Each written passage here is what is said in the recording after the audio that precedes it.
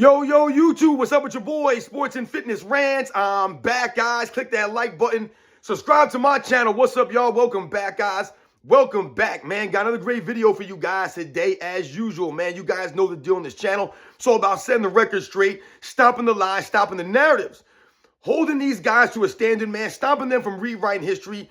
And in this video, we're going to talk about the current state of the NBA and how, to me, these guys are still soft. They're still frail. And the NBA is still a struggling product right now. To me, the NBA season has been kind of up and down, man, at the beginning of the season, man. We've seen a lot of blowout wins from a lot of these teams, and we see more of the same from these NBA players, man. The fragile nature of their mind, the fragile nature of their bodies. And I keep telling you guys it's more of the same, but they'll keep telling us that these guys are bigger, stronger, faster. These guys are greater athletes than the guys that I grew up watching in the past. These guys are more skilled, all this, but it doesn't show up on the basketball court, guys. And we're going to talk about it briefly in this video, man. The NBA, the product, man, the players, they're still soft, man. They're still soft. And we're going to talk about it, guys. And I want to thank you guys, everyone across the world, everyone across the states, man, that's been supporting my channel, man. Thank you very much, guys. I am truly humbled by all the support, man. Anyone that's donated to my channel, like I always tell you guys, I am truly, truly humbled, man. It means a lot, man, for real. Real recognize real. So shout out to all you guys out there. Like I said, the true basketball fans that are standing up, man. So thank you to all you guys out there. Shout out to everybody in the membership. And you guys know what to do. Turn the volume all the way up. Hit that play button. Remember, these videos are for educational purposes. And let's roll. So yes, guys, like I said, man, I wanted to talk briefly about the current state of the NBA, man, because the NBA is... Once again, we're dealing with the same things. It's more of the same in the NBA. Now, yes, if you guys tune into the Sunday live stream, we were talking about the NBA season up to now, right? And, you know, talking about some of the headlines or some of the things that stood out to us. And for me, I talked about how these players are still frail. We're still dealing with these soft, frail, sensitive NBA players.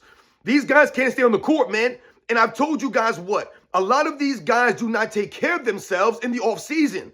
They're not eating right. They're not exercising the right way. They're not training themselves or keeping themselves in any kind of physical fitness standard. There's no standards for these guys, man. They just don't care to keep themselves in shape, to eat right, to be a professional athlete. Like, being a professional athlete is more than you just getting paid to play a certain sport. It's way more than that. These guys think, oh, I'm a professional, I'm going to get the max money, I want all this money, and that's all I got to do is just show up on the court, get my money. That's not how it works. You got to earn the money, right? You have to go out there and earn it by putting in the work. These guys don't want to put in the work for the most part. You see what's going on in the NBA. And what am I talking about? Well, what I'm talking about is how there are still so many of these guys getting injured left and right, guys going down left and right, guys missing games left and right still. We're, what, 3 weeks into the season? And I wrote down some of these names. You guys know I don't write down stuff, but I wanted to write down some of these guys' names just to make sure that I didn't miss any of these players. Now, these are some of the guys that I saw that were injured, that have been out at some point in time during the season. Like I said, we're only 3 weeks into the season. And listen to some of these names here, guys. So, as you guys maybe don't know, Chet Holmgren, who was one of the Oklahoma City Thunder's best players, he's out with a broken pelvis. That's a pretty significant injury, man. A fractured pelvis. I believe he had a hard, bad fall yesterday. So he's probably done for the whole season. Chet Holmgren. 3 weeks into the season, there goes Chet Holmgren again, out with another injury. And, like, this is a serious injury where, like I said, this guy's probably not going to come back this year. And he's probably going to have to go through physical therapy to get this situated. It's just not good for Oklahoma City Thunder. So now, what does this do for the NBA season? And the hopes and the expectations for OKC? They pretty much going down the drains now. And without Chet Holmgren there to help SGA and the rest of that core, what are the expectations now for OKC? So this is going to take away from SGA, from OKC, and the expectations and the hopes that they have for this season. So one of the stars, the young stars of the NBA, out indefinitely now. Another injury. Paolo Banchero. You guys know Paolo Banchero? He's out for a long time too. What, he hurt his shoulder or something like that? Or torn oblique muscle or something like that? That's a bad injury, man. So this guy's out with a torn oblique muscle or whatever it is. He's out for however long he's out when the dude was having a great start to the season. So once again, another young star of the NBA, Chet Holmgren and now Paolo Banchero, out for however long they're going to be out. So the up-and-coming Orlando Magic, who to me are one of those, up-and-coming teams in the Eastern Conference, now they're where they at now without Paolo Banchero. They're going to be left in purgatory now. So once again, this hurts the NBA season. It hurts the fan base. It hurts the franchise. Another young star down. John Morant. John Morant is down. John Morant, over the last 2 years, this man ain't played. He hasn't played. He's had some off-the-court issues. He's had health issues. Once again, John Morant's too busy playing with handguns, trying to be a thug. These guys care more about their hair, how cool they look and dress to the games, than they are about their health and being in good shape and taking care of themselves. These guys, I said they're not built like that. I told you, they do not build men. They do not build professional athletes like they used to. This is not it, guys. So John Morant, another star, young star in the NBA, out with a hip problem or something. Once again, these are not good injuries or good things to be dealing with. So he's out for weeks to whenever. So now the Grizzlies have to, once again, go again without their star player. Once again, this is hurting the NBA. Another star guy down. Zion Williamson, who you guys know I cannot stand. Zion Williamson is out indefinitely with a hamstring injury. Out indefinitely with a hamstring. But all the reports coming into the season were that Zion Williamson lost all this weight. He's been training and working out. He's doing all this stuff to get ready for the season. The season comes, he don't play. He's out indefinitely now. We're 3 weeks into the season. He's out indefinitely already. I've told you, we should form, and I'm thinking about starting a petition to have Michael Jordan drop Zion Williamson from the Jordan brand. This man needs to drop him from the Jordan brand. It's an absolute embarrassment what Zion Williamson is able to do in the NBA. He's supposed to be a professional basketball player, Zion Williamson. He's getting all this money. He signed with Jordan brand, and this guy don't play a lick of basketball. And it don't even seem to matter to him. But I'm supposed to respect him as a pro basketball player? Hell no. I don't respect that clown. And none of you guys should respect him either because he's out again, Zion Williamson. Wake me up when this dude could play 80 games in a season. How about Jaylen Brown? Jaylen Brown has missed, I think, 4 of the Celtics' 10 games. He's played in 6 of the 10 games this season. If I remember correctly, maybe 7 of the 10 games. I can't remember. But he's missed several games, Jaylen Brown. For what? He was out the other day with like a hip flexor soreness. What are we doing here, man? Dudes are just out. They're just out. So the Finals MVP from last year, Jaylen Brown's already missed, I think, 3 or 4 games this season already. For what? No injury, just out. Oh, Kevin Durant. Kevin Durant's out now. Kevin Durant's out with a strained calf. You guys remember the last time Kevin Durant had a strained calf? You know what that ended up becoming? A torn Achilles, a ruptured Achilles for Kevin Durant. So I'm sure he's going to be very cautious with this strained calf that they're saying. He's out for weeks now. Weeks. It could be longer. This is a lingering thing. A strained calf is a lingering thing. It's going to be there all season long. So who knows what Kevin Durant's going to be or how much he's going to be available for the Phoenix Suns this year. So once again, you're taking away from the NBA product. One of the superstar players in the league, one of the best players in the league is out. Kevin Durant out with a strained calf. So what are the Phoenix Suns supposed to do without Kevin Durant now? So once again, this takes away from the competitiveness of the NBA season. 3 weeks in, Kevin Durant goes down. Anthony Davis went down again last night. He went down a couple games ago with a foot problem, but he came right back, so I give him credit for that. But he went out again last night with an eye. Anthony Davis goes out more often with eye stuff than I've ever seen anybody else in NBA's history. This man is always getting hit in the eye, always getting poked in the eye, always having to deal with some eye thing. Every year, I want to say at least once a year, Anthony Davis misses a game or goes out of a game early with some kind of eye thing. And I think he got slapped in the face or in the eye yesterday, whatever. So he went down. So let's see. Hopefully he comes back. Anthony Davis. Jimmy Butler has been out, which is typical of Jimmy Butler. The man never plays 70 games. He can never play more than 60 games in a season. Jimmy Butler's one of the most frail and fragile players in the NBA over the last 5 seasons. This man's always missing games, not only in the regular season, but in the postseason. He's always missing games, Jimmy Butler. But he runs his mouth a lot. And this is part of the reason why people don't respect these clowns. Don't respect Jimmy Butler. The dude runs his mouth, and that's why Pat Riley told him to shut up. Like, dude, you're never even on the court, but you're running your mouth. And remember, I did that video last year. He said if he played, then the Celtics wouldn't have won the championship. They wouldn't have gone past him if he played. That's what he said on the bench. But Jimmy Butler's been in and out of the lineup like he always is. Because he's a soft, sensitive dude, man, that's more worried about straightening his hair than he is about exercising and keeping himself in good shape. I tell you, these guys are not tough. They don't got no grit, no heart. We're still waiting for Kawhi Leonard to play. Has anyone seen Kawhi Leonard this season? I haven't seen Kawhi Leonard this year. So one of the best players in the league, when healthy, is never healthy, never on the court. So there goes Kawhi Leonard getting all this money, making New Balance commercials. I see Kawhi Leonard on commercials more often than I see him in games. It's actually embarrassing that these guys make commercials, they get all this money, but they're not playing. You're not even playing. It's not like you're playing bad. You're not playing. So let me know when Kawhi Leonard decides to show up on a basketball court this season. Still waiting for Joel Embiid to play a game this season. And the man found a way to get fired on his day off. And you guys remember that scene from Friday? When he said, yo, how you gonna find your day off? Joel Embiid managed to get suspended when he was already not playing. How do you get suspended when you've never even played? You're not even playing and you get suspended? This is Joel Embiid. This is his career. This is the goofy nature of this man. These guys are a joke. So we're still waiting for Joel Embiid to play. He's supposed to be one of the top players in the league. Still hasn't played a game yet. 3 weeks into the season, the man hasn't stepped foot on the basketball court. Paul George is out of the lineup. He's played, 2 games this year? And he ain't doing nothing out there. He's going through the motions. But he wanted a no-trade clause in his contract. He really thinks he's that dude. I think Steph Curry. Steph Curry missed some games this year. And I'm not, saying Steph Curry's, a frail, soft dude or anything like that. But once again, this is what we're alluding to. These guys drop left and right. They're in and out of the lineups. So as you guys can see, I've written up some names there, some significant players, some young superstar talent coming in.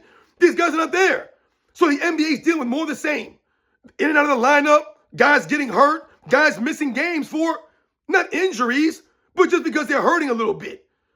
So once again, this goes to the mindset, the toughness, the lack of grit and heart from a lot of these guys. They just don't have the heart and the grit. And they're not bigger, stronger athletes than the guys that we grew up watching in the past. They're not bigger, stronger athletes than these guys. They don't have the toughness or the heart of those guys. These guys push through a lot of the things today that guys miss games for. And that's the facts. That's part of the problem. Also, I want to talk and touch on the scoring in the NBA and the lopsided scores in the NBA. Now, 3 weeks into the season, I believe, I try to keep track of this, but I think I counted 6 or 7 games this year that have been decided by more than 30 points. 6 or 7 games that have been 30 plus point blowouts. And it's not just about the blowouts. It's about the inconsistency of some of these teams. So, for example, you'll have the Golden State Warriors blow out a team, and then the next night, they get blown out. Right? You'll have the one team blow a team out, and then the next night, that team gets blown out themselves. I saw the Blazers blow a team out, and then the next night, or the next game they played, they lost by 43. So when you look at the scores, there's also what? I wrote some of this down. I want to say there's 20-something games so far this season that have been decided by 20-plus points or more. There have also been many games decided by 25-plus points or more. And like I said, it's not just the lopsided victories and blowouts, but it's also the inconsistency from game to game by these teams. So you really can't point to one team and say, hey, this team is a powerhouse. This team is the best team in the NBA. They're going to be a formidable team, because 1 minute that team might blow a team out, and then 2 games later, they're getting blown out. So you don't even know what to do with these teams. A lot of the teams are up and down, and it has to do with the style of play in the NBA. And we talked about this on the Sunday show yesterday. These guys shooting all these three-pointers, right? So what happens in a game is one team might get hot from 3, and they might shoot 50-something threes and make 20 of them. And then the other team might shoot 50-something threes, but only make 10 of them. And they're not hitting the shots, but what do? Instead of stop shooting the threes, they just keep shooting themselves further and further into a hole. So a 10-point lead becomes a 20-point lead, becomes a 30-point lead, because you just kept shooting threes and you weren't making them. This is part of the problem for the NBA. So you'll have teams that will not be making any threes in the first half of a game, let's say. And then the second half comes around and you might think that they'll abandon the three-point shot. They'll start to try to do some mid-range, start maybe attacking the rim, start to do some other things. But no, they're going to come at the second half and keep shooting those threes. They're going to die by the three.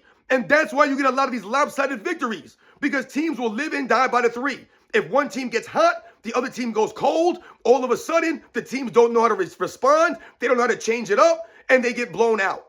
This is what's going on in the NBA right now. And this is why the NBA is hard to watch. Not only do you have the star players going down, these guys that I just read off, all these guys getting injured, right? So there are fans of these players.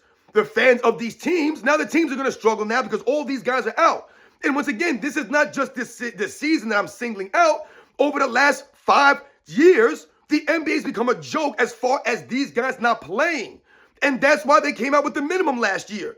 They were forcing these guys to show up to work. It had nothing to do with just injuries or guys being hurt. These guys were just taking days off just to take a day off. I remember a couple of years ago, I don't know if it was last year or the year before, I think it was the year before last, that Jason Tatum took a game off to go to his son's birthday. This man literally took a game off for his son's birthday, and you had people out there praising Jason Tatum as having his priorities right because he skipped on a basketball game that he's getting paid to play in because of his son's birthday. That sounds ridiculous, man, because once again, you're trying to explain and sell to regular, everyday people out there that it's okay for you to miss out on your game, your priority, your obligation to your team, to the city, to the franchise that's paying you. You don't have to go and honor that obligation because you're a professional athlete. You're a professional, so you can miss the game and go to your kid's birthday party because that's more important to you. But the everyday people that have to work on their kids' birthdays, they're not putting their priorities right. They're not good fathers because they're working on their kids' birthdays. No, they have their priorities right. They have their obligations in order. They're working their job to support their families, to support their kids. So the obligation comes first. And once again, we're talking about a birthday party. We're talking about a birthday for a child. That's an all-day thing, an all-day thing. A basketball game is what, 2-3 hours out of your day. So you're sitting there telling me that Jason Tatum couldn't take 2-3 hours out of his day to go to a basketball game, which he's being paid to play in.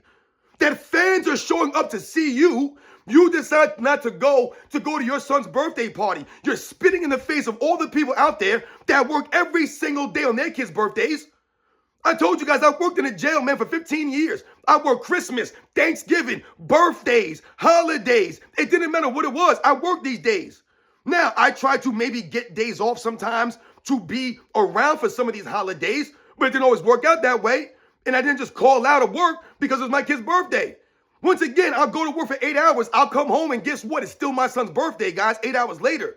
Jason Tatum couldn't even take 3 hours out of his day to go to the game that he's being paid to play in. Like I said, you're being played. You're not getting paid if you, or you're not getting paid if you don't play. You're getting paid regardless.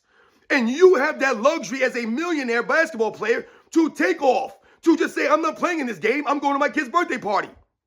Where's the priorities there for Jason Tatum? But people are celebrating him as being a great father for that?